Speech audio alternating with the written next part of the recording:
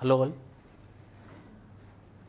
So today, now this session is mainly for your GS answer writing practice. For some time I will be taking the session and then Ashwin will be coming, he will be taking his session and he will be giving his insights on how to write the best answers. So myself, if I tell, I have nearly 15 years of experience in this particular civil services as a mentor or a faculty or as a learner. So from that experience I want to tell you some good things, useful things, some good things and useful things. What are those? Mainly,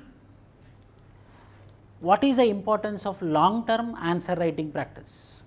So in long term, in long run, how this answer writing practice will help us?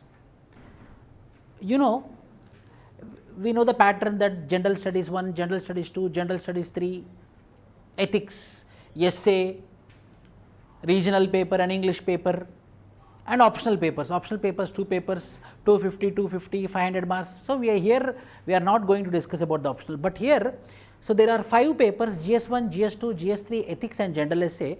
So 250 into 5 we have 1250 marks. So in the 1250 marks, earlier how the question paper used to be 13, 14, 15, 16, 17, 18 till 19 also, 12.5 marks 20 questions, 12.5 marks 20 questions. So there would be 3 pages. Then what happened last 2020, 2021 and I am believing 2022 also, there will be 10 questions of 10 marks, 10 questions of 15 marks, 10 questions of 10 marks, 15 questions of 10 marks. So 10 into 15 is equal to 150 marks, 10 into 10 is equal to 100 marks. So this is a right present pattern. So means you have to practice 2. That means for GS1, 2, 3, you should have 2 patterns, you should practice 2 patterns. Number 1 is 10 marker, 15 marker. So 10 marker will be 10 questions and 15 marker will be 10 questions. So 10 into 10 marks, 100 marks, 10 into 15, 150 marks, both together. As you know, 100 plus 150 is equal to 250. The same pattern is for 1, 2 and 3. Why I told this? Why I told this? Because time is insufficient. For answering 20 questions, time will be 100% insufficient. You will write somewhere around 17 or 18. Somewhere around 17 or 18 answers only you will write, not more than that. So to reduce this time, what we have to do? To reduce this time for writing one answer, to complete 20 answers, to complete 20 quality answers, what is the only strategy which is left is long term answer writing. Long term answer writing is the only solution. Practice makes man perfect. Practice makes man perfect. So for that only there is a long term test series. As we know that we do how much practice, that much efficiency, that much quality, that much perfection will be coming. So in the same way, how much answers you will be writing on daily basis, that much perfection you will be getting. So there is a necessity. Why? The why card is how to do the answer writing, long term answer writing with the time management, with keeping a time. For example, if it is for 10 marker, 7 minutes, if it is on 15 marker, 9 minutes, if it is for 20 marker, 12 minutes. In that way you have to categorize the time. If it is for 12.5, 10 minutes. So time categorization you have to do, and you have to do a long term answer writing practice, then only you will get the marks. One more thing, 10 mark I told you. UPSC, my understanding of UPSC with 15 years of journey, what I understood in UPSC examination, they will give 40% of the marks. They will give 40% of the marks. For example, 250 marks, what is the 40%? 100 marks. So generally any average student, a student who worked hard, he will be getting 100 marks. They will not give more than 40%. So here 1 mark we have to increase, then your marks should cross not 40%, if it is 50%, means not 100 marks, it should be somewhere around 125 marks. If you really get 125 marks in GS1, GS2, GS3, ethics and general essay, 4 papers 125 marks means 5 papers 125 marks means 525 marks, which is UPSC will not give, but if the answer is quality, if the preparation is long term, if you are doing daily answer writing practice, then 100% there is a chance that you will be getting 525 marks. If each paper you have to score 125 marks, but for that what I have to do, sir? Remember, everyday answer writing practice, not according to your convenience, not according to your convenience. You have to put a time, you have to put a stop clock, and according to the clock you have to write the answer within 7 minutes, within 9 minutes, within 12 minutes. If you practice like that, religiously for 3 months, if you do this religiously for 3 months, you will get this 50% of the marks which I am talking about. Generally any person can get 40% of the marks, but now you can get 50% of the marks. Now you can get 50% of the marks. That is what which gives you value by doing long term answer writing sessions. So now I will be giving the baton to the Ashwin by the time. So first I want to give you the importance of why we should do long term answer writing practice. Minimum to minimum daily one answer if you do, it will give value to your final examination. Second point which I am going to tell is, so what are the components of answer writing, sir? What are the components of answer writing? Means what we have to learn. What are the points which are there in answer writing? Number one, first and the very important component of answer writing is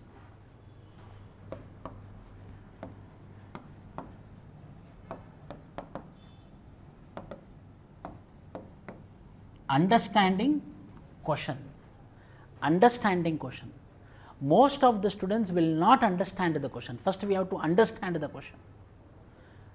For example, there is a question called as critically evaluate fundamental rights. You written about fundamental rights from article 14 to 35 is called as fundamental right. It is present in the third part of the constitution. It is given by United States of America. It is present in the USA constitution. It is called as Bill of Rights there. Here it is called as fundamental rights. My question is not write about fundamental rights. My question is critically evaluate fundamental rights. So first, the first and the very important component is understanding the question. If you understand the question, your 50% of your answer writing has been completed. So when you do daily answer writing practice, what will happen? Because of doing daily answer writing practice, by repeatedly reading the questions, you will understand, you will come to a conclusion that yes, this is the question, I have to answer this answer. This is the question, I have to write the answer like this. So first is understanding the question. Number two, divide the question into pieces. Divide the question into pieces. What I told you, critically evaluate the fundamental rights. So divide the question into pieces. One piece is fundamental right, second piece is critically evaluate. So one piece is fundamental right, second piece is critically evaluate. Similarly, if I write like this, critically evaluate with a suitable example the fundamental right. Critically evaluate the fundamental rights with suitable example. How many pieces? 3 pieces. Critically evaluate, suitable example, fundamental right. So first fundamental right, second criticism, third I am giving a suitable example, I am telling that the fundamental right is criticized. For example, abolition of untouchability, article 17 of the constitution, which is a fundamental right. But we have lot of examples across India. We have lot of examples across the schools, whereby if the food is cooked by SC woman, or if a SC student is coming and sitting in the class, the other students are leaving the classroom. So the article 17 of the constitution, untouchability, is not so seriously followed. So it is present in the fundamental right, but it is not seriously followed, means article 70 is insufficient to kill untouchability.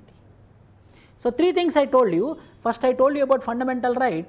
I critically evaluate how abolition of untouchability is not successfully implemented. I gave you example. In schools we are seeing, if the SC woman is cooking the food, the people are not consuming the food which is made by her. So means untouchability which is present in the constitution is also irrelevant today. Why? Because I understood, I divided the question into 3 pieces. First, it might be economy, it might be internal security, it might be any question paper. First you divide the question into pieces. First understand the question, then immediately after understanding the question you divide the question into pieces, then address the question in pieces, then write the answers in pieces.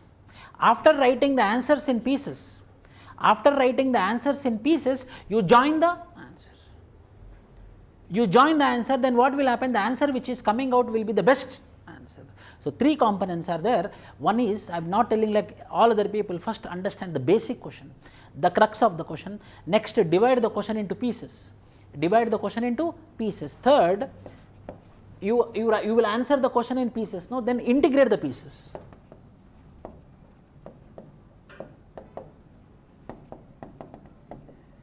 Then integrate the pieces in conclusion. So, in the conclusion part you are adding fundamental right, in conclusion part you are adding criticism, you are adding example. So, you are answering the question. Division, you are writing individually, you are addressing individually, and you are integrating the parts. In this way the answer should go on. So, not time management, this all or everyone know that. So, first thing, understand the question very basic. Number 2, divide the question into pieces, and in the conclusion you join the pieces. How you are addressing the pieces, that you join in the conclusion and your answer is completed. For such answers you will get 50% of the marks. For such answers you will be getting the 50% of the marks. I will take some questions, few questions and I will address it. See, it is believed that monetizing underutilized public assets will bring in required capital and help build new infrastructure to boost the economy. Discuss the statement in light of the recently launched national monetization pipeline. You know, current affairs. Government of India is coming up with national monetization plan. What is national monetization plan? What are all the resources which are there with the government, mainly in public sector undertakings? These public sector undertakings will be sold off. The public sector undertakings will be sold off and the revenue will be generated, and the revenue will be used for infrastructure development. National monetization pipeline, recent budget. It is believed that monetizing underutilized public assets will bring in required capital and help build new infrastructure to boost the economy. Discuss the statement. So, first I will write about, if I am writing an answer, importance of infrastructure. First paragraph, infrastructure.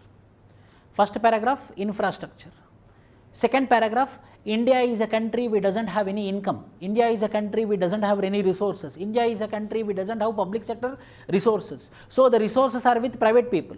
So, in order to have the money from the private people, I have to sell the public sector undertaking. So, there is a mechanism which came into existence from budget 2022 is national monetization plan. Third paragraph, what is national monetization plan? I will underline it. One point wise, national monetization plan is this, national monetization plan is this, national monetization plan is this. I will explain about national monetization. Finally, when the infrastructure is very high, when the roads, transport, communication, these industries are very high, obviously the country will develop. See, I divided the question into pieces: infrastructure, monetization plan, and the economy of the country. I divided into pieces. Now I understood the question very properly, very easily. In the same way, economy question, India's aspiration to, previous question this is, India's aspiration to become a 5 trillion economy depends critically on strengthening the invisible hand of markets together with the hands of trust that can support markets.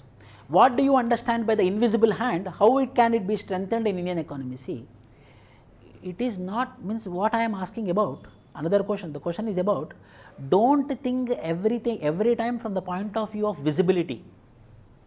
Means it is not only the resources, it is not only the cash, it is not only the physical assets.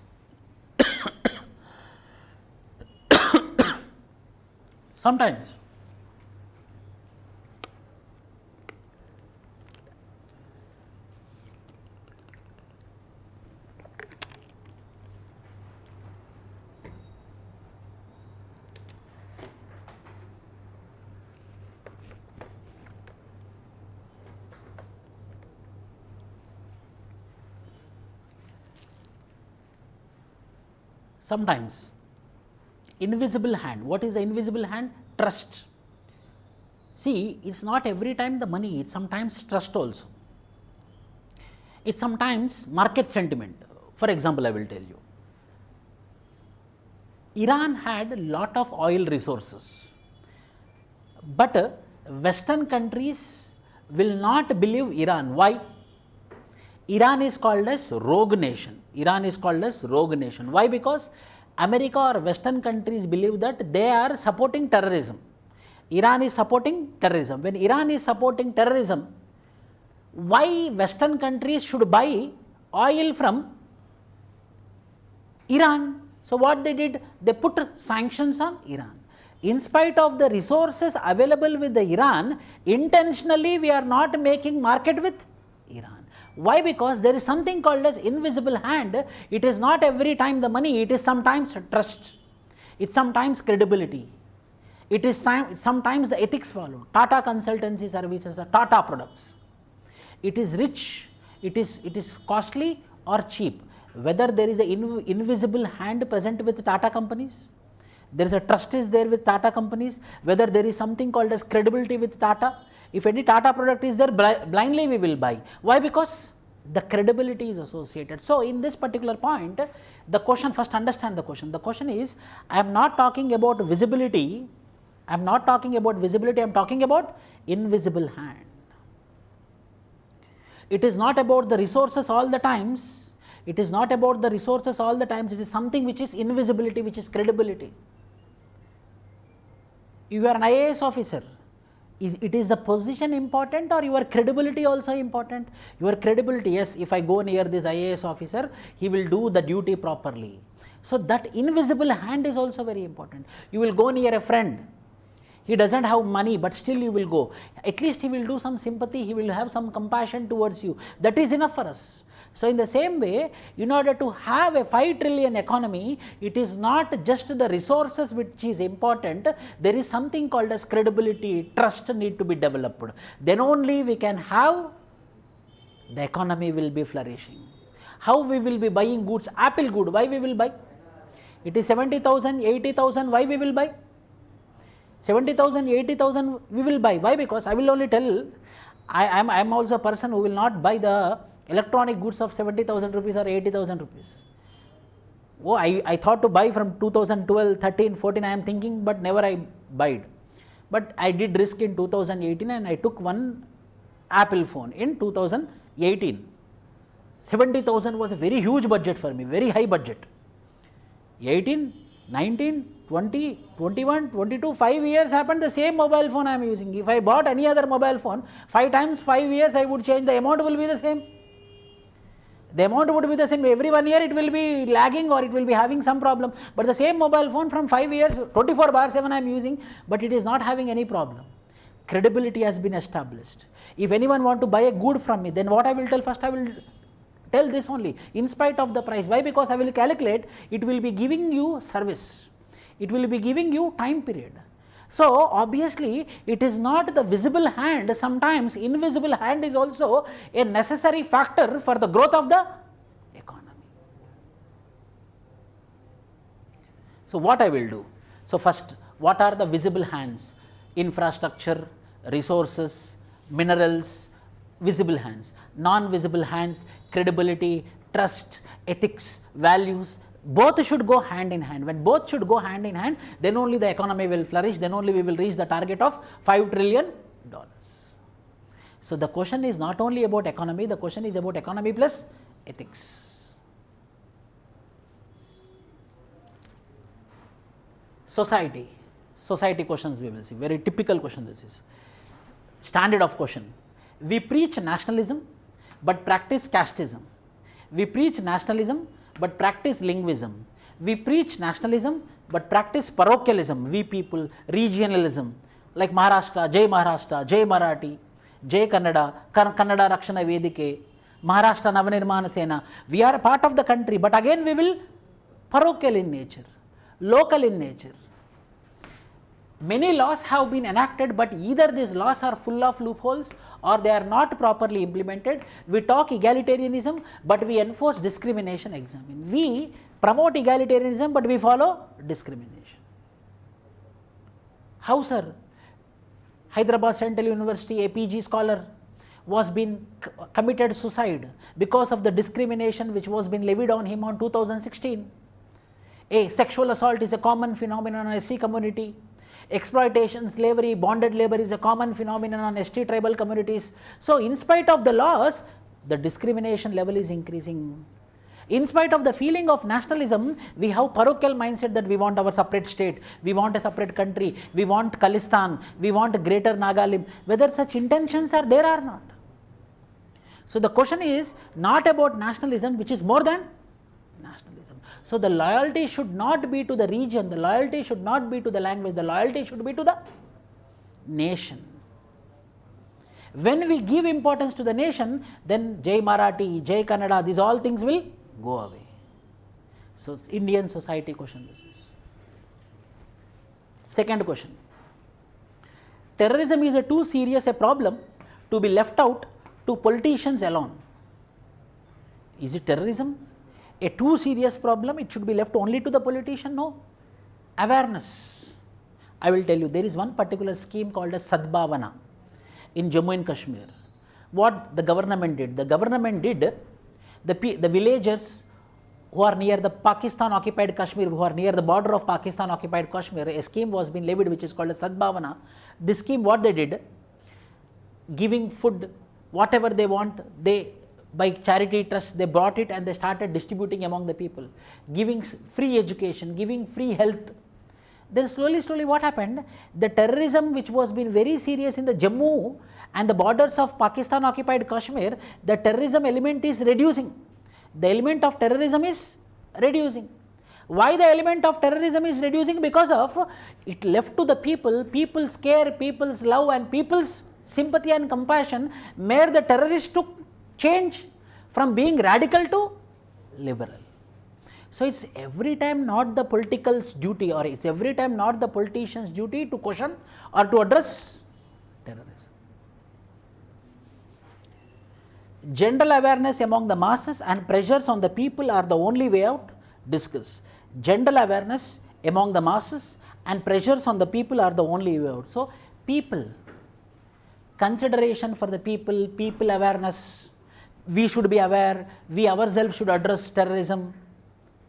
So, then only we can address terrorism. So, terrorism is not just a ball in the hands of politicians. Tribal people are converting into left-wing extremism. So, we have to address the tribal problem. So, obviously, tribals will be away from left-wing extremists like that. So, in this way the questions, I believe this is final. So, for everyone, understand the question, divide the question into pieces, integrate the pieces into conclusion. Then the answer will be absolute answer, not 40% of the marks, 50% of the marks you will be getting.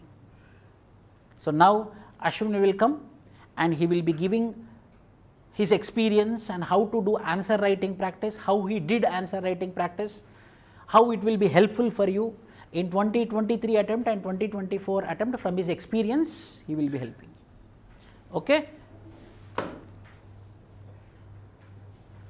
Gone through the syllabus? Yes, sir. Okay. So, first thing in your preparation is to prepare the syllabus, like at least go through the syllabus and understand the syllabus and find out what are the keywords in syllabus. And you should segregate your notes based on the keywords in the syllabus. Once you have done that, based on your keywords, try to develop some content. So, first thing in your mains preparation, read syllabus.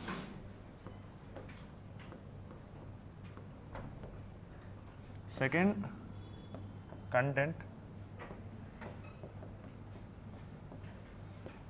So, if you are done with this content should be around, okay, this content should be around 1 or 1.5 page, because when you are writing your 10 marker question, it's only around 1.5 page that you will get, and you should complete this within 7 minutes.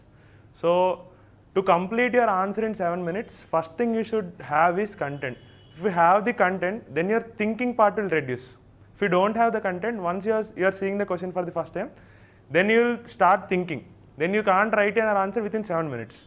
So, your thinking part will be around 3 or 4 minutes to what to write and what not to write. So, you will get only at least 4 minutes to write your answer. So, within 4 minutes you can't fill 150 words. So, first thing you should have some 1.5 page content on each keyword.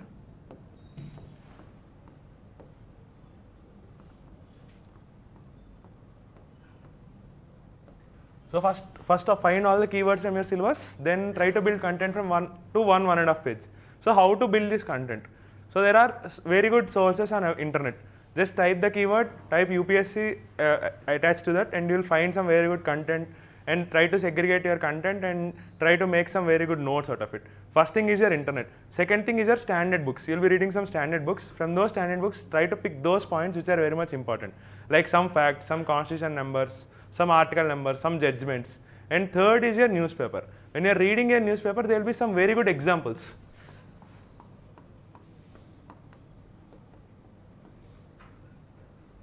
So try to find some very good examples. Examples should also be in the format of GS 1, 2, 3, 4 only. Like when you are reading a newspaper and you have seen that there is some IAS officer who is doing very good service for the people. Like they are providing, they are being empathetic to the people. For example, as you are aware of 2017 topper Anudip Durisetti, when his wife was pregnant, he joined her in the government hospital itself. She had given the delivery there itself. So you usually see that IAS officers will not go to the government services, so all the people will be complaining about it. So it is one thing where you can write about integrity. Like that, there are very good examples about courage, empathy. So whenever you are reading newspaper, try to find civil servants and their work and try to correlate with some foundational value. And second thing you can find is current judgments that are happening. For example, Supreme Court will be giving you some judgments, like say for example, when I am preparing for my examination, one very good judgment was regarding 377, decriminalization of, so that IPC 377 was one very good case study that is there, and there will be analysis around it. So similarly, whenever there is any Supreme Court judgment, try to find out those judgments. Third is there will be some laws that are being passed by various, like within different sessions, laws, policy, judgments. The good source is newspaper for all these things. So whenever there is any good law, try to find out what are the subparts in law. Okay, like what are the sections that are very much important. There will be some sections which are somewhat not very white and black. There will be something in the grey region. Say for example, have you read this transgender bill? Are you aware that there is a bill called transgender bill? So there is one provision in transgender bill where they are not provided with self-identification. Like a transgender cannot go and say I am a transgender, give me provisions or give me safeguards. But you should go to some government official, and the government official will provide you some certificate. Once you get that certificate only, then you will get all the benefits under this Transgender Act. So here there is a government role in getting the certificate. But as per the Supreme Court judgment, there is a provision for self-identification itself. But the law is against the Supreme Court judgment. So this is the grey area. Because if you are not giving this provision for DM or anyone government official, then everyone will go and avail the benefits of transgenders. So there is some safeguard within the law. But there is always some disturbances because it is not black and white. There is some grey area. There is always good and always bad. So whenever you are reading any law, try to find such grey areas and try to analyze it. So once you can analyze this, analyze in various dimensions. Whenever you are thinking, think from both government perspective, individual perspective, country's perspective, what is the welfare in that law. So try to analyze in those dimensions. So you'll get various points about why this is happening. Once you get this why, you can write your main answer very easily. So these are all your part of content building. So similarly in various policies, you will think that policy should be like this, ideal case, but in reality there will be some differences from the ideal situation. So you understand why it is not really in the ideal situation and what are the issues around it. So once you can understand the issues and start analyzing, then you can get the very good, what you can say, justifications. Once you can justify why it is like that, then you can give your own suggestions. Once you can suggest, then you can write good conclusions. So this is the order. Analyze, justify, suggest, and then write conclusion.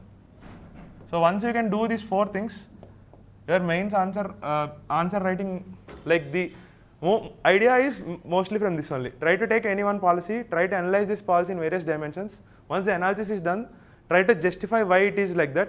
Once you started like doing justification, then you can suggest how to improve that thing. Once all this is done, then you can write some very good conclusions how it should be or how it ought to be. So these are the thing that you should do for anything, any question, any subpart of your answer. Okay, this is the main thing. So once you are done with your content building, third thing comes is value addition.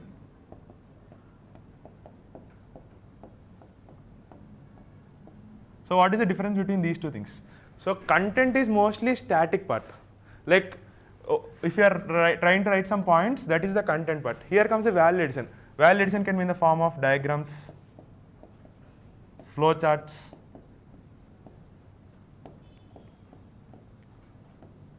or some examples, case studies, or it can be in the form of quotes.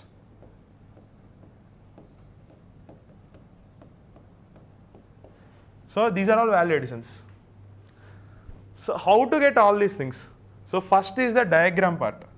So diagrams are one very good source. Diagrams are important for two reasons. One is to save your place. Like you'll get only 1.5 page, you can't ask for additionals. So within that 1.5 page, you can't fit all the content that you're having. So diagrams is one good way to fill the, save the place. Second is to convey your message simply. When you are saying something and writing something and you are drawing something, the difference is very huge. If you could convey your things very aptly. And the one thing in the diagram that you should be careful is the mentioning of every subpart. Whenever you are drawing some diagram, say for example, you have drawn some circle and you have kept some something like this. There is no justification for this part, but if you can say these are your size and something, then it will get some significance. So, and try to highlight this diagram of yours because it is one difference that you are making from others paper. So this is one thing. So diagrams can be useful in geography, then you can use it in science and technology, environment if it is possible, and also you can use diagrams in history. When you are writing art and culture, if you could draw, if they are asking you difference between Nagara architecture and Dravidian architecture, you can just draw two diagrams, one with wall, and then there is one very good, when you are drawing Shikara, there are various styles in Shikara. Like for example, Dravidian Shikara will look like this, some pyramidal steps, but Nagara will look like this. Then there will be some mandapa in front of this, but there are no mandapas in front of it. Then you can draw some Nandi here. So these Dravidian architecture, these Nagara architecture. Simply you can show the difference. No need to explain everything. You can mark here, this is in a pyramidal form, this is in this direction, Rekha, like this, it will be concave or convex form.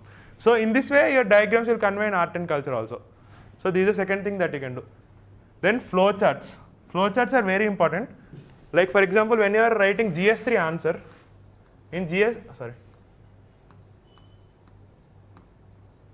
answers, always they will be in cycles only.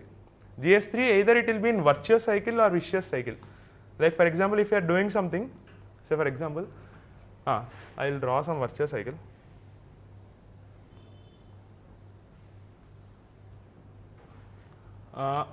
For example, there is more investment in India. Okay, what will investment do? There is huge investments. What can investment do? There are some very good industries that are coming up. Money. Next, before money, what can investment provide? Why are we here? So second thing will be more employment. This is one more cycle that you can draw. We will complete employment cycle, then we will draw infrastructure. Once there is more employment, what is the second thing that employment will generate to the government? Money. What? Money. It can be for government, it can be taxes, or all these employees will save their money, right? Savings. So all these savings will go into banks. So these banks will again give loans. These loans will again provide into investments. So this is a virtuous cycle. This is a virtuous cycle that is there. Okay. Similarly, even though there is one good virtuous cycle, there is vicious cycle also. Again, we will draw about GDP only.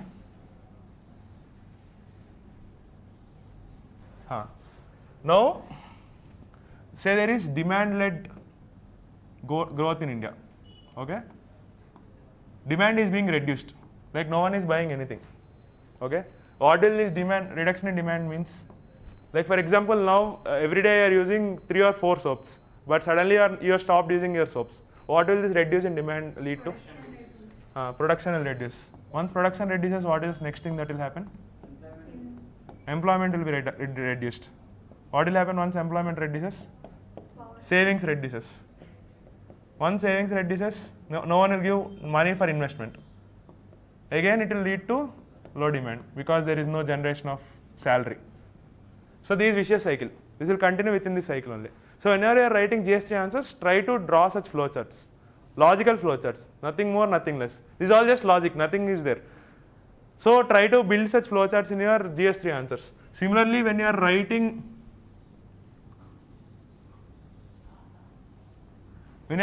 some flowcharts where, whenever you are writing some answer in GS1, say for example geography, they may ask you about fold mountains. So you can write about fold mountains, old, new. Then try to elaborate why it is like this. Then try to quote some examples. This is one more flowchart that you can do. So this is one thing that you can draw. So such you try to innovate when you are making your content. When you are doing value addition, try to think in these lines. How can I improve my answer? How can I make it different from others? So this is the third thing, value addition. Fourth is case studies. So case studies, when you are writing any case study, try to be concise. Don't write stories in case studies. It should be around 3 or 4 lines. It should convey the entire message. Say for example, so these case studies can be used before conclusion. When you are writing conclusion, before conclusion you can write case study and build a box and try to write the entire case study within here in 3 or 4 lines only. Say for example, have you heard about Kitex? Kitex, anybody? So Kitex is a company in Kerala. Okay? Why is this Kitex very important? So this is a textile company. And it had very unique position in entire India. Do you know? No? So basically Kitex is the only country, only corporate in India who had won Panchayat elections in Kerala. They contested in Panchayat elections and they have won the Panchayat elections. So this is one very good case study when you are writing about the corporate CSR. Why is Kitex, when you are writing about CSR, remember about Kitex. Kitex is one company which had contested in a Panchayat election and they have won. What are the reasons? Using this CSR fund, they are provided with schooling, employment safeguards, everything. So they had won very good goodwill. So when you are writing your case studies, try to bring such unique case studies. This is one very good example that I am giving you. Their party is also Unity 22 or something. Once read about Kitex. Kitex is very good company that is there in Kerala. Now it is coming to Hyderabad also. So such case studies, try to find out some unique examples. And second case study that you can read about are Padma Award winners. Like every year government will be giving Padma Awards, right? So these Padma Awards, everyone has some unique story. Everyone are facing some struggles and they have done something unique. So their examples you can read and then you can code it as case studies. These are the things that you should do for value addition after building your content. Then comes the last part, examples you can write, quotes, quotations. So when you are framing any quotations,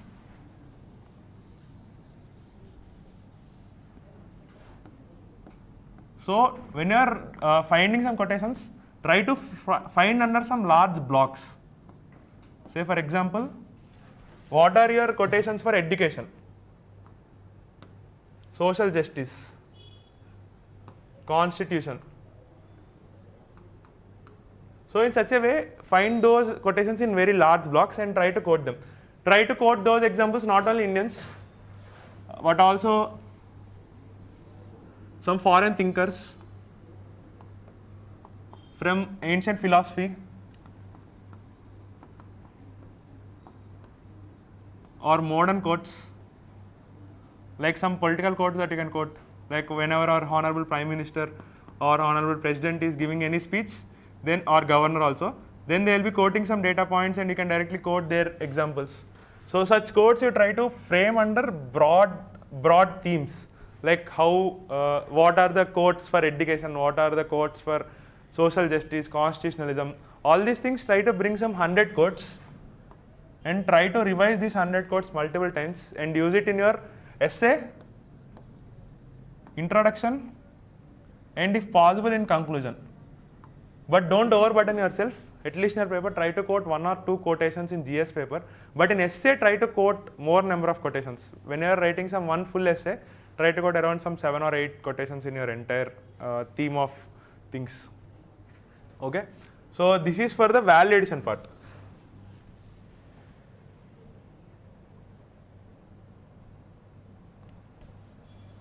So once you are done with these 3 things,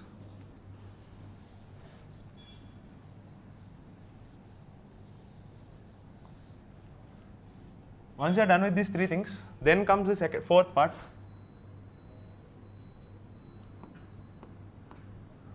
Previous year questions.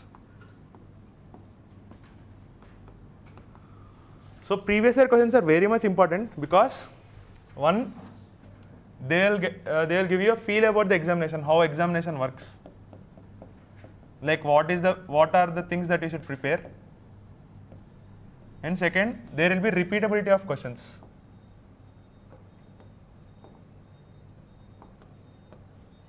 So for these two things, previous year questions are very much important. So repeatability of questions, here also you will get the advantage. No thinking. You will have all the content, you have structured the answer for this question, because for example, in GS2 paper, if you had seen the trend of GS2 paper, every alternate year there may be a question about representation of people act 1950 or 51. Like if they ask 50 in 2020, 51 in 2021. Like that they will ask some section from RPA 1950 or 51. Similarly, they may ask some questions, if they asked about citizen charter, next year they will be about NGO. So in such a way, questions will be repeated. And also the bigger theme of the questions will also be similar, because they may change the framing of the question, but they'll ask mostly about how poverty is affecting the India's growth story, or they may ask about how poverty is reducing the inequality, like increasing inequalities in our country. So all these things come under the same theme. If you are preparing poverty as a whole, then all these questions you can answer, because the content you are putting is similar. Only thing that you should change is the changing in the prioritization of your answers. So for example, when you are writing question about inequalities, your major focus should be on inequality, and you should just justify how poverty is improving the inequalities. But if it is other way around, then you should improve, write more about poverty. So your thing should be prioritizing. Your content is already there. So when you are writing your answers, what should come first, what should come second. This is the prioritization that you should work upon. So this priority you will get from test series mostly. So this you can build upon later. So this thing you will get with practice only, prioritization, what to write and what not to write, then only you can build your answer correctly. So once you are done with these three things, like four things, first is reading your syllabus, understanding keywords. When you have picked up your keywords, try to build content. Content should be in around 1.5 to 2 pages. So your content should be from internet, your standard sources. So once you are done with the content from keywords, third thing is your value addition. When you are doing value addition, you can think about examples, flowcharts, case studies, all these things you can write, and all these things you'll get from newspapers. Once you are done with that thing also, fourth is taking up your previous year questions, trying to read from each subsection what is the thing that you should read upon, because one, you can understand the spirit of the exam, what the exam is trying to ask you, or what it is trying to build. Second thing is the repeatability of your questions. So all these four things, once you are done with it, so you are done your homework. Now you should go into the main part of the question, main part of the thing, that writing answers. So here also I will try to make it down in steps. So first thing you should do is read question properly. Read question properly. Properly means for each question there will be subparts. Subparts, there will be some 2 or 3 subparts, 2 for 10 marker and 3 for 15 marker. So try to find out what are the subparts in each question. Okay. Once you are done with your subpart, reading question properly means trying to find out the keywords. Keywords means what is justify mean? What does critically evaluate mean? If something on these lines are there, how to frame your answer. So these are the words that are there at the end that you should read. So whenever you are reading subparts, second thing that your mind should think upon is correlate this subpart to your syllabus. From which part of the syllabus is this subpart being asked? Okay? Then you can correlate this subpart to the syllabus, and then you can write your answer. This is the first thing that you should do. Read the question properly, try to find the keywords, and try to find what are the subparts in each question. So that is the first thing, reading the question properly. So second thing is maintaining structure. So what does structure mean in a mains answer? What does structure mean in a mains answer?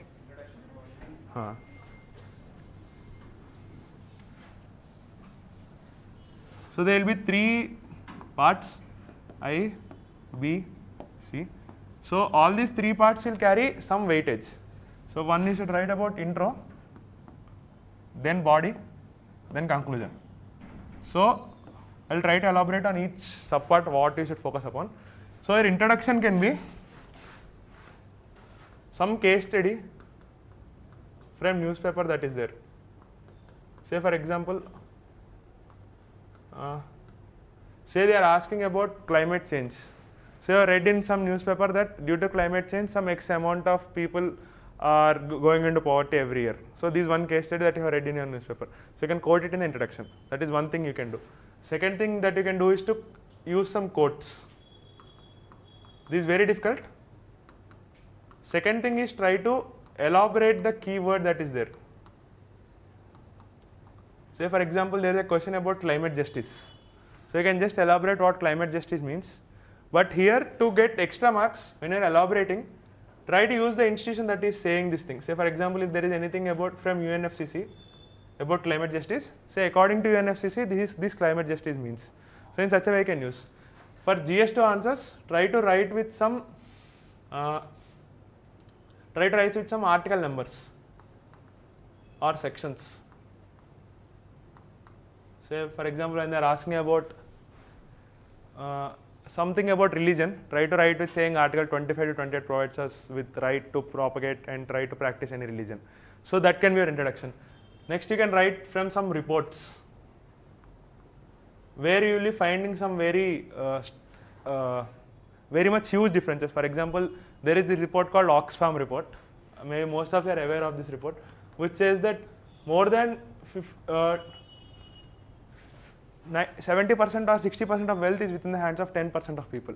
So this shows the inequality. When you are writing about inequalities, if you can start with this introduction, so it is showing some very stark differences in your country. Then you can write after this like more than 70% of wealth is within 10% of people as per Oxfam report, and there are around 29% below poverty line in India with less than X amount of rupees as per World Bank. So this is showing the stark difference. So such things you can try to bring it in your introduction. So all these things should be within your 3 or 4 lines, which will take you about 30 words mostly, 30 or 25. So once you are done with your introduction, if it is 15-marker question, you should write something as a connecting statement before your introduction and body part, something to connect these two things.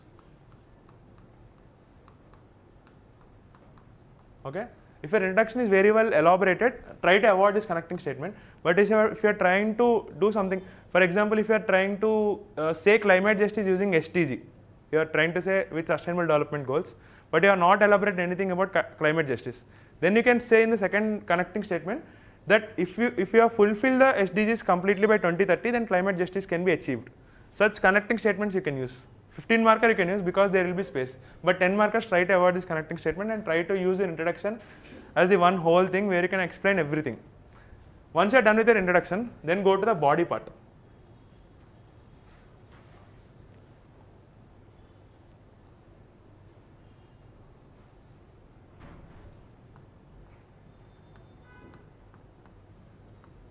Body part will have,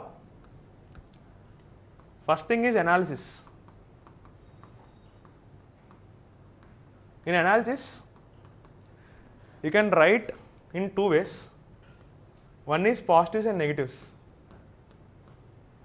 For anything, try to write, everything has some negatives, and don't forget writing about this negative part. So there will be some positives and negatives. Here you can write some 3 or 4 positives and 3 or 4 negatives, and your answer is done mostly. Then you can write some suggestions. But second thing is about dimensions. Here you can talk about social, political, international, legal, ethical, environmental, historical. Such dimensions you can bring in. So when you are analyzing, you can bring such dimensions for every question. So this one thing you should work upon based on your content and try to fix in these blocks. When you are writing, how can something be related to international, how can it be related to ethical, how can it be related to historical. So these things you should work upon from your dimensions. So once you are done with an analysis, any question analysis, these analysis should be for subparts. There are 2 subparts, right? 2 or 3 subparts. So each subpart should have analysis, 2 points positive, 2 points negative. So all this will bring you about 10 to 12 points. That will be around say 60 to 70 words. So first we'll be talking about 15 marker, then we'll be talking about 100 like 10 marker. So you'll be completing around 60 to 70 words once you're done with your analysis. Then the second part will be your suggestions. So these suggestions can be your own suggestions, like your own suggestions which you can think upon beforehand, or you can use the suggestions given by some committee recommendations. When you are writing for GS2, you can use ARC committee recommendations, or you can use some committee which is specifically set up for that. How many of you are aware of Rohini committee that is there? Are you aware of it? Just is Rohini committee. Anyone? Important. So, are you aware of OBC reservations? So, in OBC reservation, there is always an issue about targeting. Like the same community is getting the repetitive benefits. So, the government had set up this committee to say about sub-classifications within OBC. Like in Andhra Pradesh, there is this division called BCA, BCDE. Similarly, they are trying to do in central level for overall India. So that BCA will get this percent of reservation, BCB will get this percent of reservation. So in such a way, there is this committee called G Rohini committee that is there. Maybe it had given recommendation in 2020 or 21. So you can go through those committee recommendations. In such a way, you can build some 10 to 15 committee, read 10 to 15 committees, important committees. For example, Sarkaria committee is one thing that is there. In such a way, try to take up some 10 to 15 committees and try to build some themes and try to take their own recommendations and try to use it in your suggestions. So the suggestion should be 3 or 4 parts, and always remember, suggestion should not be negative. It should always be positive, and it should always be forward looking, like how you want to see the, like I'll give you an example. When you are writing about climate change and you are giving your suggestion that within 20 years there is nothing we can do, everything is gone, like there will be more floods. In your suggestions, if you are writing in a negative manner, it will not look so good. But if you give some positive manner, like we are all working towards bringing investment in climate sector and trying to build resilience in our climate sector, so that we will be seeing a very good future. So your forward looking is very much positive. So that should be visible in your suggestion part. Don't be always optimistic in your suggestions. Okay. And here in the body part, you can do value additions that we have already discussed.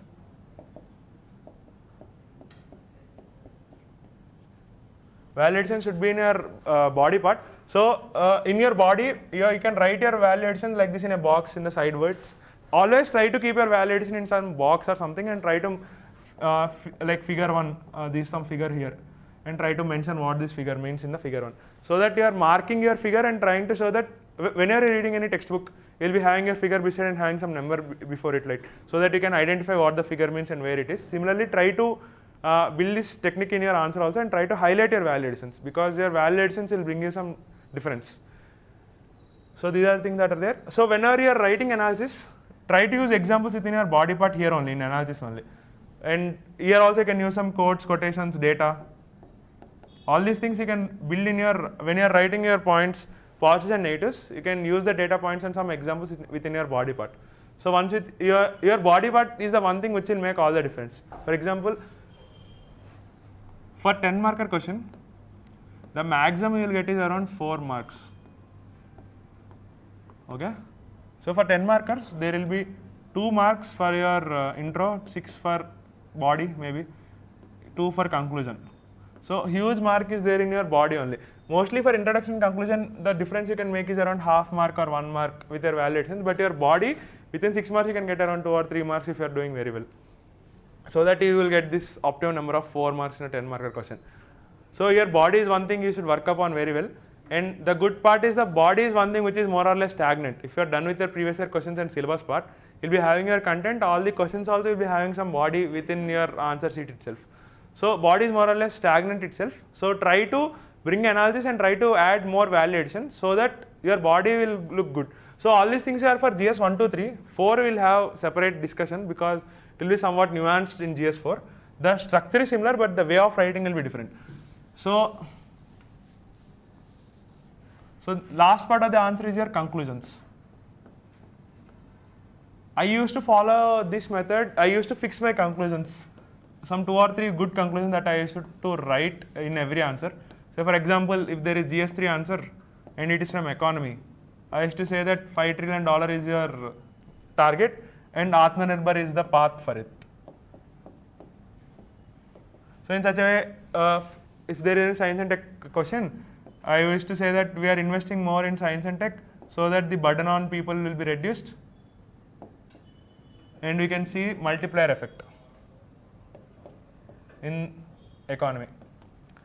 In such a way, I used to fix some things. For example, in GS1, if there is anything about harmony, I used to write Ek Bharat Shresth Bharat is the motto that we should go forward with. So in such a way, try to build some conclusions for each subpart. From GS3, what will be conclusion for your economy, science and technology, environment. Environment, you can write that SDG is the path that we are following and carbon neutral future is what we are aiming for. So in such a way, and we can achieve it with huge green investments. So in such a way, you can build some conclusions beforehand so that you can use directly these conclusions in your examination hall. Similarly, for GS2 governance part, IR you can say that the world order is very dynamic and new players are emerging. So India should follow multipolar approach. And we are on the path of achieving the same. So in such a way, you can write your GS2 conclusions. It will be around 3 or 4 lines. Similarly, your conclusion will be 3 or 4 lines, which will take you around 30 or 25 words. So your whole 250 words is done. Okay. So these were 15 marker. So 15 marker, I'll again explain. First thing you should read is your question properly. So reading question means finding out subparts and finding out keywords. And third thing, you should find out if there are any words that you should elaborate in the introduction itself. Then once you are done with your reading part, and you should correlate this question to your subpart in your syllabus, and then try to recollect the syllabus or the content that you have prepared. Once you are done with the reading of the question, second part is trying to structure your answer. So structuring your answer will be in 3 dimensions. One is your introduction, body and conclusion. So in intro, you can write some quotes, data points, figures, reports, everything, or some case studies, and you can write within your 3 or 4 lines, which should around be 30 or 40 words. Once you are done with your introduction, then comes body part. In body part, try to address every subpart and try to analyze each subpart. It should be around 2 or 3 points for each subpart. You should write positive, negative, or try to build in some dimensions: social, political, economic, legal. All these dimensions you can bring in. So once you are done with your analyzing part, then come to some suggestions or some suggestions. Suggestions can be your own suggestions, or it can be the suggestions given by the government or some committee. So once you are done with the suggestions also, then come to the conclusion part. Conclusion, try to fix some very good conclusion, prepare it beforehand and use those conclusion in your answer sheet. So these for GS 1 to 3. So now for GS 1 to 3, if you are having any doubts, please ask. Then I will talk about GS 4. So after this, I will 1 second before asking doubts. For 1 to 3, I will show you some how to time management. Second major task is time management. So the way in which you should answer your questions, or how to manage 3 hours for 20 questions. So there are different schools of thought regarding this, how to manage your time. Some will say try to attempt all the questions, like try to attempt the questions which you are well aware of and try to give it more time. But my funda is simple. I used to give every question equal weightage, because sometimes you may think that you have written very excellent answer. Like for 15 marker, you have taken some 20 minutes and you have given some extraordinary answer in your own thing. Like you will feel in that way, but the examiner will not feel in such a way, and you may get the lowest mark for that question only. But here you are taking away a lot of time. So I used to think that whatever answer I am writing, every answer is good. Even though I don't know, I used to give 7 minutes to that question only. Because anything you can write, because in that 7 minutes you may get 1 or 2 very good points, and that question which you are not aware of, you may get highest mark. So I used to give equal time to each question. So for 10 marker, your answer should be completed within 7 minutes. 15 marker in 11 minutes. So by end of 3 hours, you are done with 180 questions, or like 180 minutes and 20 questions. So the order of writing also, I used to follow this order. Our exam for GS1 starts at 9 o'clock. So 9 to 9:35, I used to attempt 5 10 markers. So 5 into 7, it is 35 minutes. Then 9:35 to 10:30, I will attempt 5 15 marker. So it will take around 55 minutes. Then 10:30 to 11:25, remaining 15 marker. Last 35 minutes, remaining 10 marker. Giving equal weightage to each question. And here I also say one very good advantage that you'll be having. In examination hall, you'll get bell for every half an hour. So for the first half an hour, you should complete 5 questions.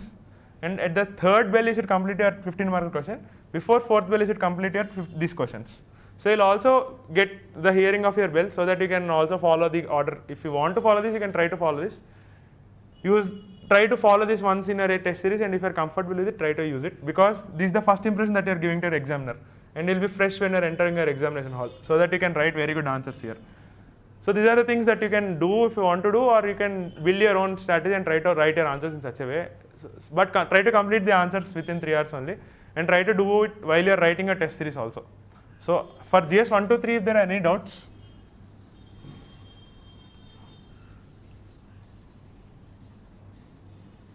No doubts?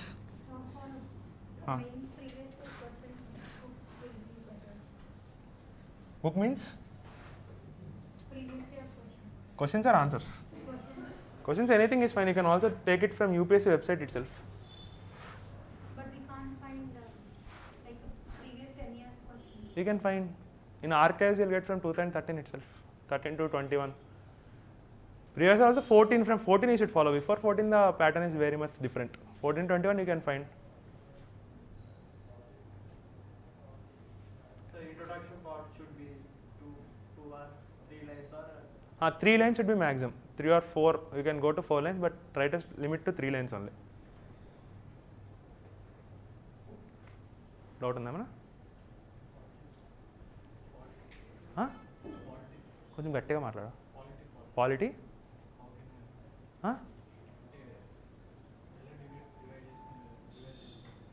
గట్టిగా సరిగ్గా అడవా. Note making for పాలిటీయా? Note making చెప్తాను, ఇది mains అయిపోయిన తర్వాత. దీంట్లో ఏమైనా ఉంటే లైక్ కంటెంట్ పార్ట్ మనం మళ్ళీ డిస్కస్ చేద్దాం.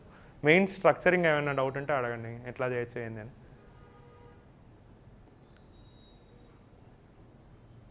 ఏం లేవా? సరే, నీ కంటెంట్ కూడా చెప్పేస్తా.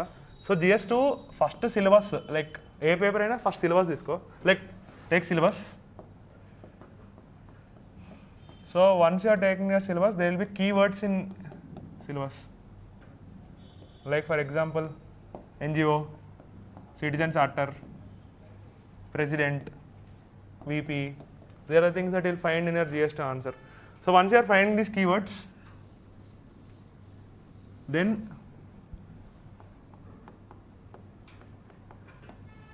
try to find one introduction. This introduction, for example, I will say about NGO. Introduction, you can elaborate what NGO means, meaning. This can be from some committee recommendation. For example, there is committee, I forgot, but there is one committee regarding NGOs.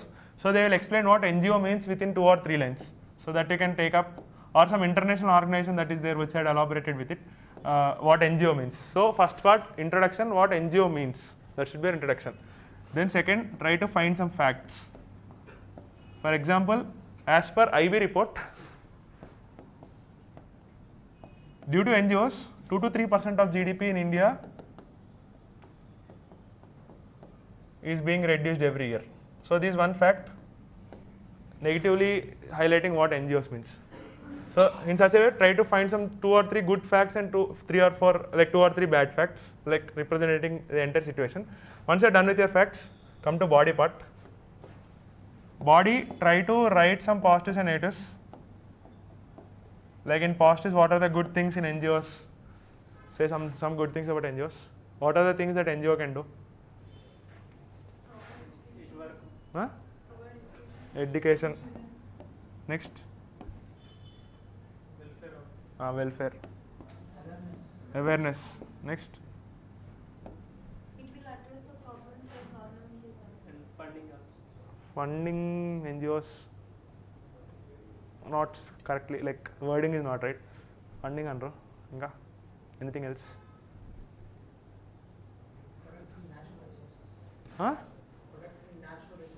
natural resources protection, okay. Skills towards the self-employment. Skill improvement. So all these things are positives. Like in such a way, try to build some 4 or 5 positives. One more thing, when you are making your notes, avoid being repetitive. Like if you are writing all the positives, real private education, healthcare, poverty improvement, all this will come under welfare of these like weaker sections. So this can be your one word. Don't be repetitive in your answers. So what are the negatives for NGOs? What are the negatives? Same level, NGOs negative. Misappropriation of funds, foreign funder. Huh? FRBM. FRBM budget. No proper data Accountability. Transparency. Misgovernance. So in such a way, 4-5 positive, 4-5 negatives. Body here is done. Then come to suggestions. What are the things that before suggestions? What are the things that government is doing for NGOs? Any laws are there? Law. Are you aware of any laws that government is using to regulate NGOs? Recently it is also there in news. It is a question in 2020 or 2019. FCRA, FEMA, it will come under MHA. Using this, they are trying to register NGOs, have one bank account in SBI for foreign funds. So, first thing, find out any laws are there regarding this. Then, is there any policy? I think it's in 2007 or 6. There is a policy for NGO to use NGOs welfare for improving governance also. So if there are some policies, try to find some policies. If there are any institutions, that government is trying to use, try to find those institutions. So once you are done with your intro, facts, body, try to think on government lines, what government is doing for that sector. Once you are done with this also, write some suggestions. How to improve working of NGOs. 1 or 2 suggestions if you can write. Suggestions. Say some suggestions how to improve the working of NGOs. Try to use your challenges. What are the challenges you have said? Accountability, transparency, misappropriation, misgovernance. Regulatory mechanism. Next. Try to use these challenges only and try to find answers for these challenges in your suggestions. Okay? Reporting, records, all these things you can write in your suggestions, 2 or 3 suggestions.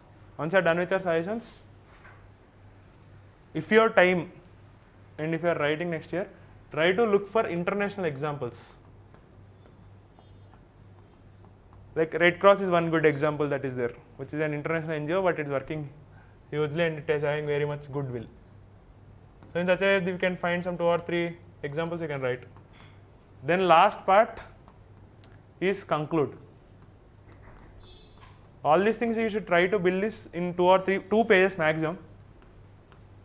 This is how you can build your content for each subpart.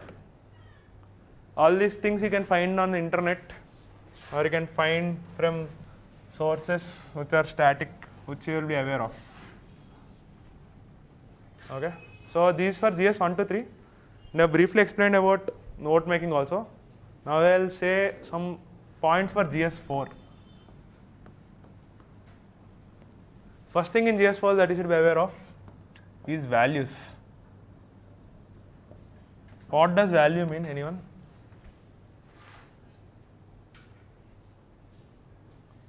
Value. What do you value in your life? What is the one thing that you value the most? Anything? Responsibility. Responsibility, no? Okay, next, responsibility. ఏం values చేయరా లైఫ్లో? ఏదో ఉంటుంది కదా, gold, డబ్బులు, family, work, respect, ఏం లేదా? dignity, responsibility, dignity, inka. So I'll give you one example, then you can understand the difference of values. There is some corporate house B and some corporate house A. Okay? There is one crisis that is happening. Say COVID. Okay? This corporate A is providing healthcare benefits, safeguards for employees. Okay? This corporate B is firing employees during crisis time and reducing their costs. Both these companies are in profits. Okay? There is no issue of their corporate well-being. So what is the one thing that this company's values and what is this company's values? Huh? Emano? This company is towards welfare or well-being of their society, like their employees. So this company will have huge amount of trust and goodwill. Okay? But this company is not towards welfare, but they are more towards profits and reducing their costs. So like the trust deficit will be there in this company. So the new employers cannot be joined here. So in such a way, each industry or each company will have some foundational values on which their entire functioning will depend upon. So in similar way, civil services will also have some foundational values. So if you are a IAS officer, what are those foundational values that you should imbibe in yourself? Integrity. What does integrity mean? Being loyal. Being the same in the presence of Example. Elaboration of the example, anything. So if at all I have been posed in some district, I will be having full authority on different aspects. I should act the same whenever I am in under surveillance of other, if at all my private. And ఇప్పుడు okay your example is right. ఇంకేమన్నాయి? Any foundation values? Inclusive. ఇంకా foundation value ఒకటి చెప్పు. Anything.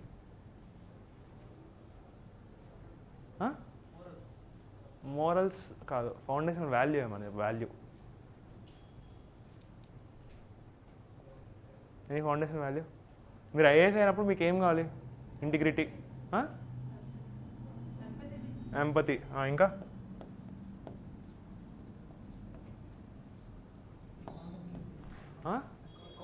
Accountability, ఇంకా లాయలా? Okay, ఇది okay okay. If you are if you are having integrity, you are almost loyal. Then responsibility will come under accountability. Next, transparency. One more value that are missing. Most important in Indian democracy.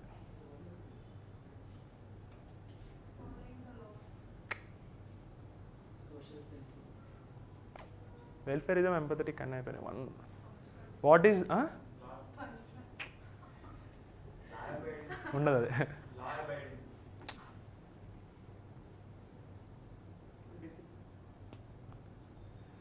What is one thing that happens in India for every 5 years? What should a civil servant be?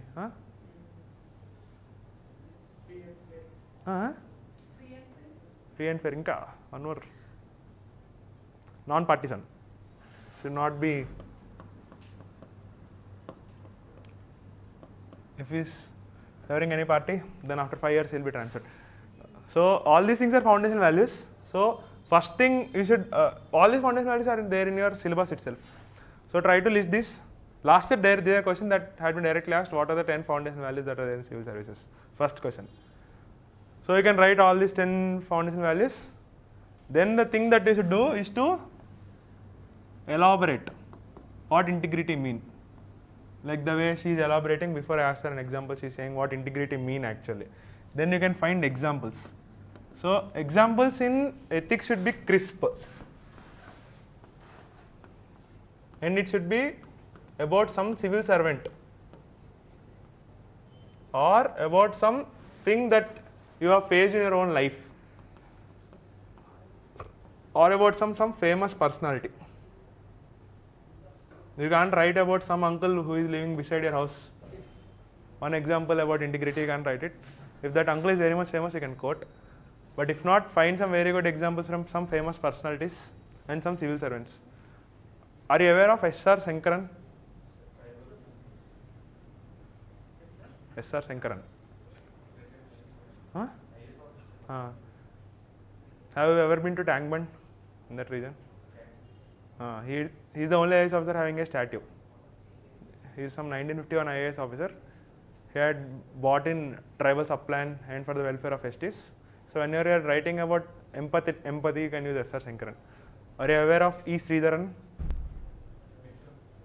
He is called Metro Man. He is one good example about integrity, punctuality. He used to come around 8:30 every day and leave around 8:30 in the night. And he used to take everyone with him at 8:30. So E. Sridharan. Then you can write about Durga Shakti Nagpal. She is also IAS officer from Karnataka. So find some examples for each foundational value and try to quote with it. And try to be as diverse as possible. You can write from IAS officers from your own state, your own district or around India. Try to write those examples in 2 or 3 lines. This is for the first part, values. Once you are done with your values in GS4, 50% of the task is done. Then after values, the second major part is philosophy or thinkers.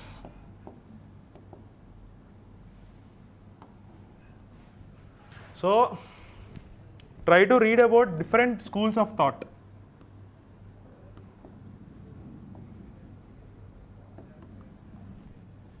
Like what does Socrates try to say about life?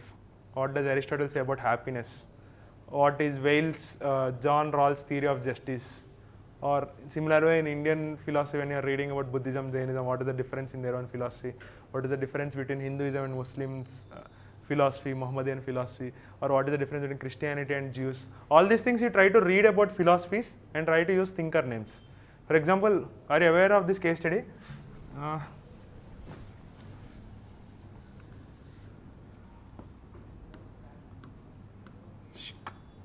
There are 5 people here, okay, working on this track. This is a railway track, and there is only one person who is crossing the railway track here. And there is a tram here, and you are having a lever, and this tram has no brakes. You are standing here, and you have the choice of moving this tram to either direction.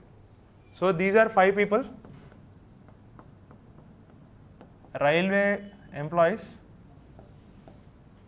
working, and there is only one person, old, and he is trying to cross the railway track, and there is a tram which has no brakes. Here you are there. Which direction you will move this lever? Actually, whom you will save and whom you will kill here? Right side dipta lever. Which direction?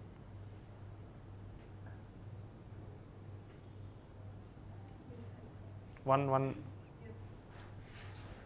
Next. One na?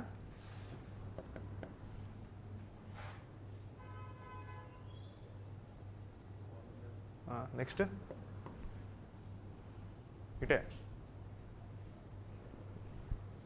Ita? Okay. ఏంటి ఇద్దరిని కాపాడలే ఇద్దరిని కాపాడితే నువ్వు చచ్చిపోతావు.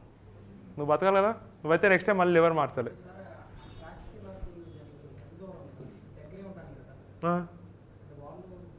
అరుస్తావు ఇక్కడి నుంచి, వినపడదు.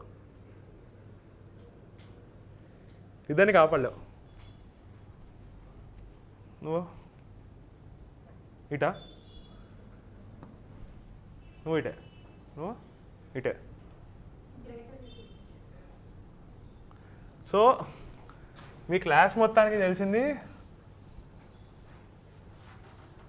Only one school of thought, that is utilitarianism. Here greatest నెంబర్ని కాపాడుతున్నారు కాబట్టి మీరు సేఫ్ అని చెప్పి ఫీల్ అవుతున్నారు. That is what you are all talking. Utilitarian is one school. But if you are Immanuel Kant, then you will say that the train will go this side. ఎందుకంటే all these 5 people are aware that వాళ్ళకి train వస్తుంది, so they are trained, so వాళ్ళు jump చేసి వెళ్ళిపోతారు. But this guy is one guy who is not aware of it, is just crossing a road. So Immanuel Kant it side తీసుకెళ్తా అంటాడు. There is one more school of thought which will say scepticism or probability. వాడిని కళ్ళు మూసుకొని ఎటో side అంటాను, నా మీద ఏమి ఉండదు, like I am not the one who is responsible, luck మీద వదిలేస్తానని చెప్పి. సో నువ్వు కళ్ళు మూసుకొని ఎటో ఒకటి అంటే ఎటో ఒకటి చచ్చిపోతారు. So that is one more school that is there. So there is one more school that is there, this guy is not following any rule, so you should die. So duty bounded school. So in this way, whenever you are writing such thing, there is no right or wrong answer in ethics. There is always answer and justification. You should write your answer and try to justify. Your whole class is justifying about only utilitarianism. There are 4 or 5 schools that are there that will justify the other thing also. So try to find such alternate viewpoints also. Andike cheppanu. So that these alternate viewpoints you can build once you are ready with your philosophical thinkers and what each thinker is trying to say. Okay. So these were GS1, GS4 theory part. So in theory answer should same IBC, but in introduction try to write some elaboration. Like if they're asking about some foundational values, what foundation value means, and you can say what values means. Value means those things which you are very much dear to you and which will guide your directions. So in such a way you can write your introduction, and in a body part you should write your elaboration along with thinker names. What the thinker will say, what is their course of action, and what is his school of thought, and with some examples. Similarly, when you are writing some conclusion, it should be positive. So this is for theory part. Then comes the bigger part, that is case study.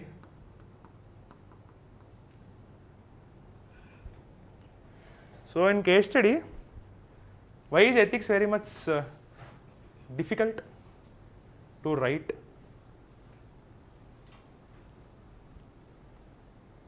Is ethics easy? Inga? So I'll give you one more example. There is a gun.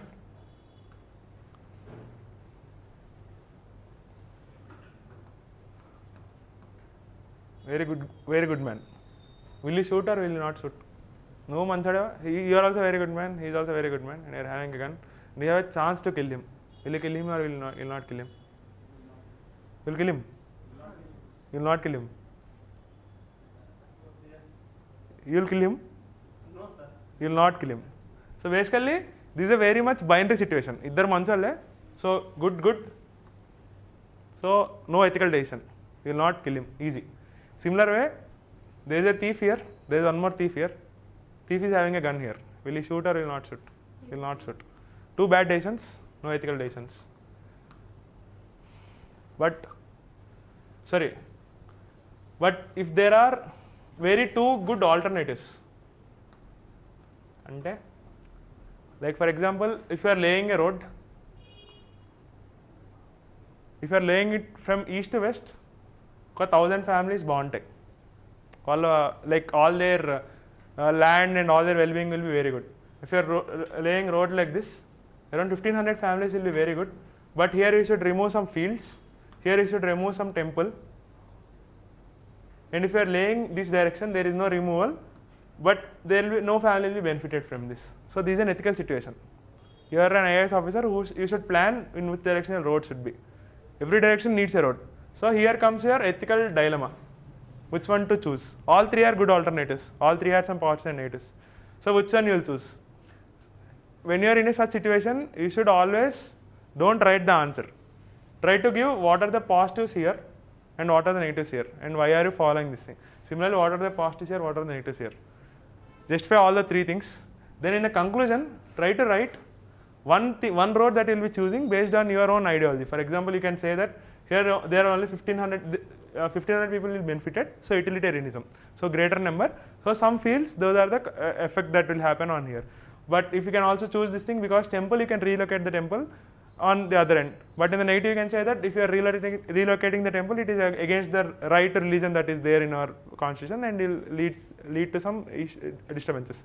So in such a way, you should justify your standings and try to conclude your answer. Conclude your answer using some thinker or some case study. Ante. So in case studies, you will be having such decisions that you should take. Every decision will be good only. So in case study, first thing you should to find out is stakeholders. So who are all the stakeholders that are there in the entire case study? Once you are done with your stakeholders, then you should think about the ethical dilemmas. Okay? Ethical dilemmas between, so there are some foundation values. For example, there may be an issue between empathetic versus duty. Say for example, your duty is to give for some health benefit cards to different people. Okay? So there are some fixed priorities that benefit cards should be to those people who are greater than 60 years of age and who should come from ST community. But you are having some two people that these people are coming to your office and they are saying ki, we are also greater than 60 years of age, but you are not from tribal community. But they are in the dire need rather than some of the STs that you are giving the cards. So here, will you follow your duty or will you be empathetic? Duty? Duty. Duty. Empathy. Duty. Next. Huh? So binding to the duty and seeing other alternatives to be. Choose one. Duty. Empathy.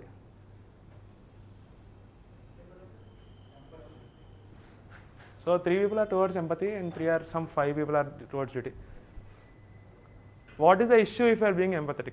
Empathy is very good thing. Maybe wrong case. Wrong case inka. Second thing, you are being empathetic. Empathy is very good. You are giving extra benefit. We are against the policy. Going against the Policy. policy. One more thing. It will be a trend for all the future people who will also come here and take up the entire thing under your scheme. The exact beneficiary will not get this thing. Second thing, if you are duty, what is the negative if you are following your duty? No, empathy. Duty. Whoever else said duty, what are the issues with following duty? What is your duty? You are an IAS officer. What is your duty actually? Then, why you will implement the policies? For the maximum benefit of the. For the welfare of the people. So in your office there are 2 persons who have come for the welfare, but here you are following your duty and you are not providing anything. So there will be trust deficit in the governance. So next time anyone will not come to your office. So they will say he is only following rules. So here you should find that middle way. Your answer is right, but I want you to choose.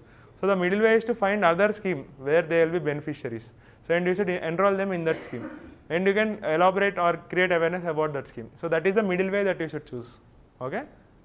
So in such a way there will be some dilemmas in your case studies. So find out those ethical dilemmas.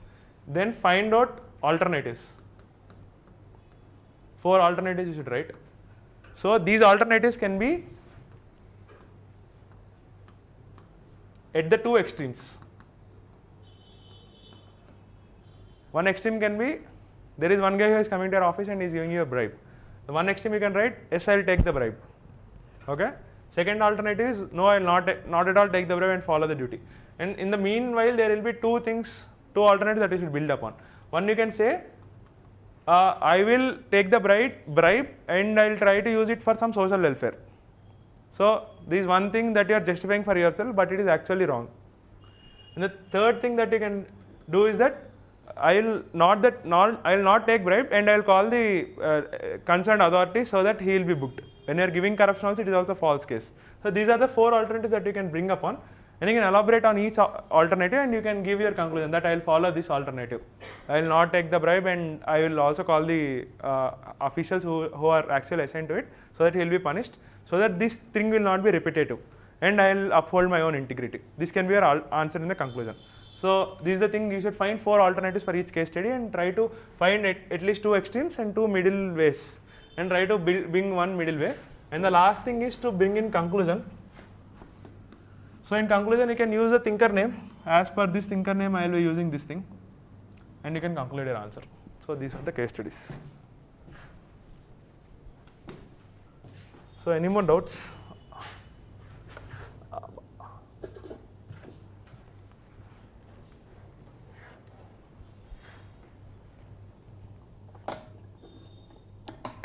Any more doubts?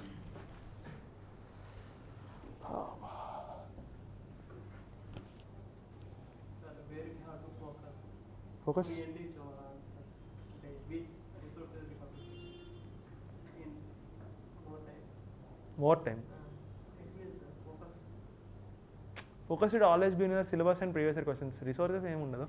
Like it's not about resources. The way in which you are trying to remember the things is one key change that you should do. Like you should write some very good facts and try to remember it. Resources, the standard books, newspaper, and try to understand the newspaper deeply. The 2 things. Static books, maybe you'll be having, everyone will be having the list of it. It's just waste of time to repeat again. Those standard books with newspaper to find some value additions. Internet is also a very good source. Try to use internet limitedly. Like in one day, maybe for 2 hours to search the entire internet, what your entire doubts are for that one day. And that's why you should prioritize the things. Sir, ethics got different pattern like this. Hmm. So how do we manage the time? Okay.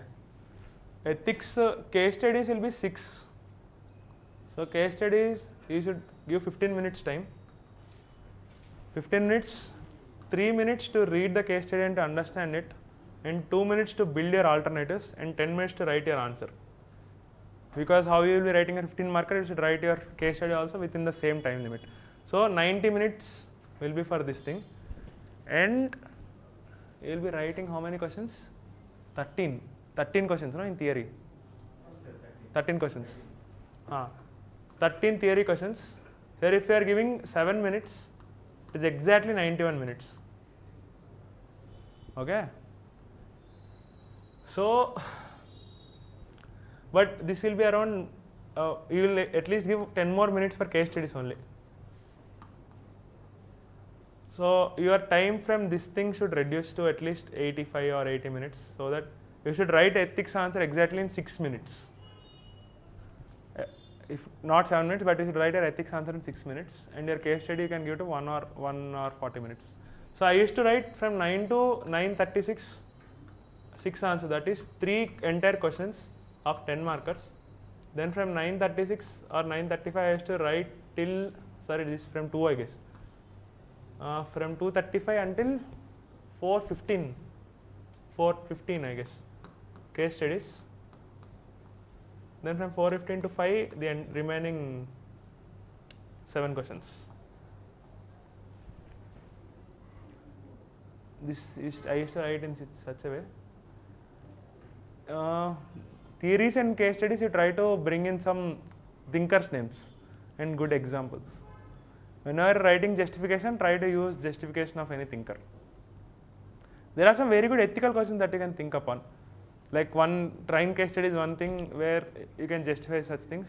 So there are so many ethical questions that are there in the book.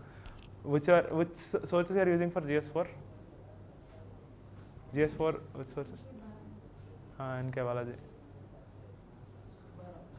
Dubur Subaram, Padda book.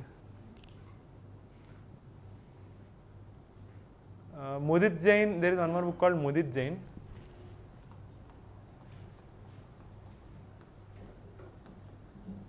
He had given answers for last 7 or 8 years ethics answers, like the structure and everything.